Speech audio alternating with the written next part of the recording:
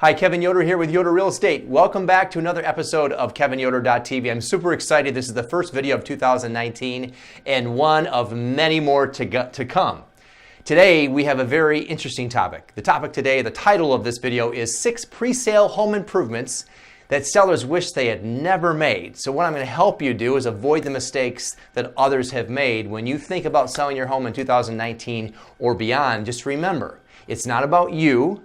It's about the potential buyers. We don't have the identity of those people yet, so we have to remain as neutral as possible. Before I get started in today's video, I will point your attention or direct your attention to a couple links below. One is a home search site, search for all real estate, find your dream home. It's kind of really your access to every listing that's available, as much access as we get as agents, believe it or not. And number 2, there's a free home evaluation site. If you want to know how much your home is worth from a computer-generated model, it's a starting point, of course. It'll give you a range. And then if you want more information on that, just reach out to us. We're here to help you with that. Okay, 6 pre-sale home improvements sellers wish they'd never made, and these you should avoid. By the way, down below there is a link to the complete article. I will give you a summary. It'll be about a minute and a half, and then you can click the link below to read the entire article. It's somewhat comedic, and then at the same time, pay attention to this because this could save you thousands of dollars. Again, I will preface this with saying a lot of sellers want to take their own personal taste and infuse it into the improvements they make prior to listing.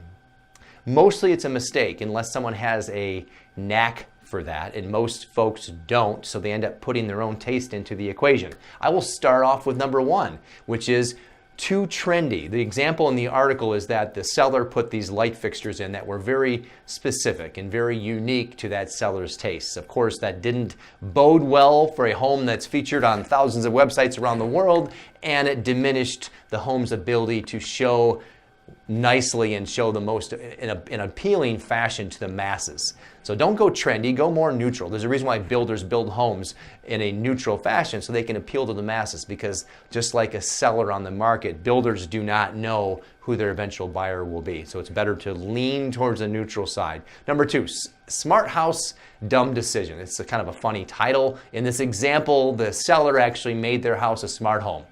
And then it goes on to say that the buyers didn't really care about that. So the thousands of dollars that were spent making the home a smart home, the buyers cared more about other things. So keep that in mind. If you're making your home a smart home, it's better to make it for yourself so you can enjoy it while you're living there. Number 3, guest house. This particular seller actually built a guest home, spent I think $3,000 upon the request or the recommendations of an agent. Bad mistake. Most buyers didn't care about the guest home. It didn't add value. And then lastly, when the buyer bought the home, they demolished the guest home. Down it went. Waste of money, right? Number 4, rehabbing the roof. Roofs are important. They keep rain and elements out of the home. The challenge is that sellers think they can get more money by putting on a brand new roof prior to listing. Yes, the roof should be repaired if it's leaking, but don't expect to get more money out of that, because buyers, and they should, expect that the roof should be good. It should be in great condition or good condition. If it's in middle of the road condition and it looks fine, they're not going to think one thing of that at all. As long as it has a few good years on it or 5 years left on it, the roof would need to be done. If it needs to be replaced, do that. But remember, you're not going to get more money for the house as a result of that. Number 5, DIY to cut corners. Sometimes it's okay to do things on our own. Small projects that won't really make a difference one way or the other. And at times it's important to hire the professional. There's a reason why pros do things. It's because they are masters at that. If it's going to be a high impact zone like the kitchen or bathrooms, remember, small things really stand out. So sometimes it's best to hire the professionals. And number 6, opening Pandora's box. I don't have a specific example for you on this one, except to say that sometimes you get into a project and you think it's one thing and it ends up leading to another and costing you thousands of dollars. It kind of brings me back to number 5, which is sometimes it's best just to hire the professionals to get the job done.